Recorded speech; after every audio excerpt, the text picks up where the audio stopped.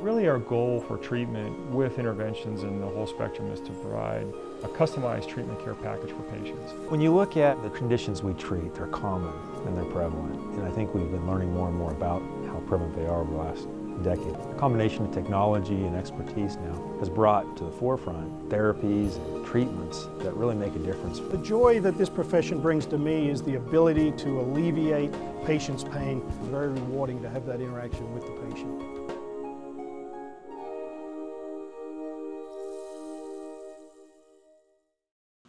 On May 2nd, 1998, Rachel, at age 16, wrote a startling 3-sentence entry in her diary. This will be my last year, Lord. I've gotten what I can. Thank you.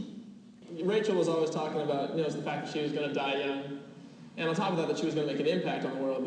But when she talked about both of those things, it was kind of the same. Neither one carried any more weight than the other. She was always so comfortable with it, and just like it was just a fact, the same as, the sky is blue, it's no big deal, and she was always completely at peace with that. I'm dying. Quickly my soul leaves. Slowly my body withers. It isn't suicide. I consider it homicide. The world you have created has led to my death.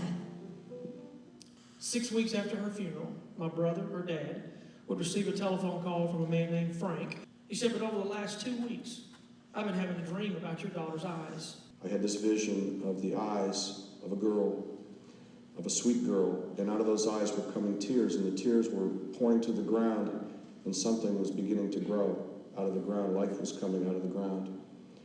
And I asked Daryl if this had any meaning for him, and he said no.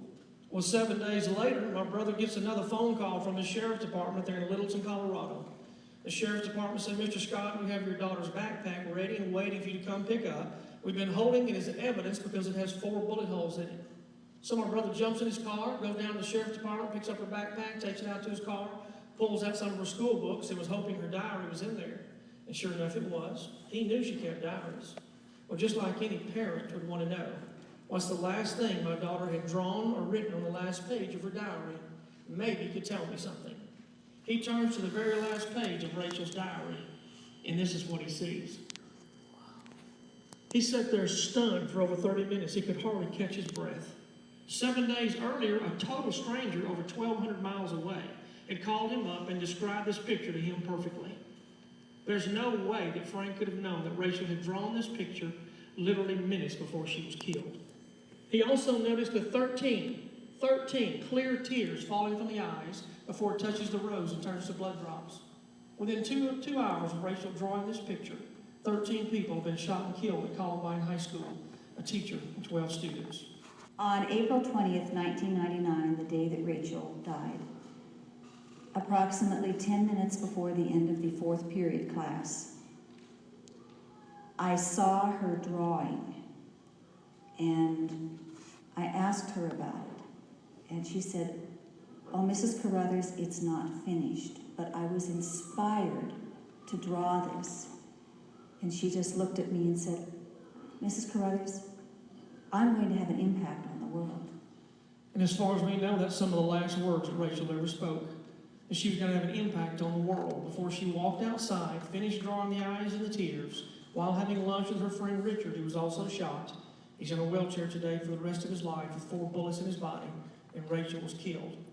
Earlier, I had you raise your hands about those who you had lost, your family members, your loved ones, and your friends. And almost all of you raised your hand that you had lost someone. And I dedicated this presentation to those people. Now, I would like for you to begin to think about the people who are in your life today, those who you love and care about the most. And I'm going to give you this verbal challenge tonight. And I'd like for you to go to those people that you're thinking about right now within the next 3 days and just tell them how much you love them, how much they mean to you, and how much you really care about them. You see, sometimes we take those that we're closest to for granted. We use them and abuse them. Walk out of the house in the morning to come to school or go to our jobs, and we don't even say, "Bye, honey, bye, kids, love you." We just walk out, thinking we're going to see them that evening, when life is so uncertain. Now, tonight, I don't want you to make a promise or commitment that you do not intend to keep.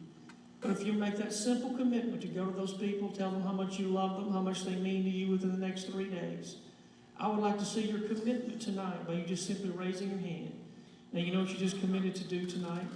You can look up on the screen as my 5th challenge, and that's for you to start your own chain reaction with your family and your friends. That's why I came tonight. That was Rachel's goal. Number 1, look for the best in others. Number 2, dream big. Number 3, choose positive influences. Number 4, begin to speak with kindness. Number 5, start your own chain reaction with your family and your friends. Parents, I want to just admonish you and encourage you to get involved with your kids' life. Get involved with the school. It'll make a difference in their life. Don't let them feel alone. Know what they're doing. Get involved with their life. Teenagers really want that. Thank you very much. Go out and make a difference. Thank you.